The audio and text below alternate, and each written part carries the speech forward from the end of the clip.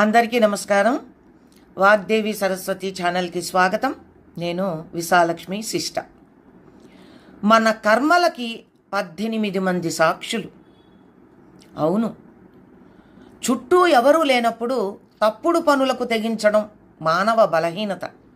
కానీ నేను ఒక్కడినే కదా ఉన్నాను, నన్ను ఎవ్వరూ గమనించడం లేదు అని మనిషి అనుకోవడం చాలా పొరపాటు. మనిషి ఏ పని చేస్తున్నా నిశితంగా గమనించేవి మూగ సాక్షులు 18 ఉన్నాయి. అవి 4 వేదాలు, పంచభూతాలు, అంతరాత్మ, ధర్మం, యముడు, ఉభయ సంధ్యలు, సూర్యచంద్రులు, పగలు, రాత్రి. వీటినే అష్టాదశ మహాపదార్థాలు అంటారు. ఈ మూగ సాక్షులు మనిషిని అనుక్షణం నీడలా పర్యవేక్షిస్తూ ఉంటాయి. ఇవి మన లోకంలోని న్యాయస్థానాల్లో సాక్ష్యం చెప్పకపోవచ్చు, కానీ వీటి గమనిక నుండి మనిషి తప్పించుకోవడం సాధ్యపడదు. దీన్ని గుర్తించలేని కారణంగానే ఇవన్నీ జడ పదార్థాలేనని సాక్ష్యం చెప్పడానికి నోరు లేనివని మానవుడు భ్రమపడుతూ ఉంటాడు. ఈ మహాపదార్థాలు రహస్య యంత్రాల వంటివి. అవి మనిషి ప్రతిచర్యను నమోదు చేస్తాయి, ఆ నివేదికల్ని విధికి చేరవేస్తాయి. అది వాటిని కర్మలుగా మలుస్తుంది.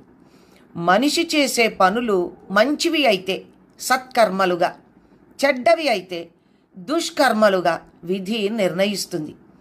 సత్కర్మలకు సత్కారాలు, దుష్కర్మలకు జరిమానాలు అమలవుతాయి. అవి ఏవో మరుజన్మకో ఆ తర్వాతో ఫలిస్తాయని అనుకోకూడదు. ఈ జన్మలోనే అమలు చేయబడవచ్చు. ఇది నిరంతరాయంగా సాగిపోయే సృష్టి పరిణామక్రమం. అంతరాత్మ అనేది ఒకటి ఉంటుందని ప్రతి మనిషికి తెలుసు. అది మనం చేసే పని మంచిదా చెడ్డదా అనే విషయాన్ని ఎప్పటికప్పుడే చెప్పేస్తుంది. కానీ ఆవేశం, కోపం, క్షణికావేశంతో విచక్షణ కోల్పోయిన వ్యక్తి అంతరాత్మ సలహాను కాలరాస్తాడు. అదే అనర్థాలకి దారి తీయడం మన అందరికీ అనుభవమే. ఒక్కోసారి అంతరాత్మ నిలదీస్తున్నప్పుడు పశ్చాత్తాపంతో, సిగ్గుతో తలదించుకుంటాం. కానీ దీన్ని మనం ఎవరితోనూ పంచుకోము. అందువల్ల అంతరాత్మ అనుభవపూర్వకంగా నిజమైనప్పుడు మిగతా 17 కూడా నిజమేనని గ్రహించగలగటం వివేకం.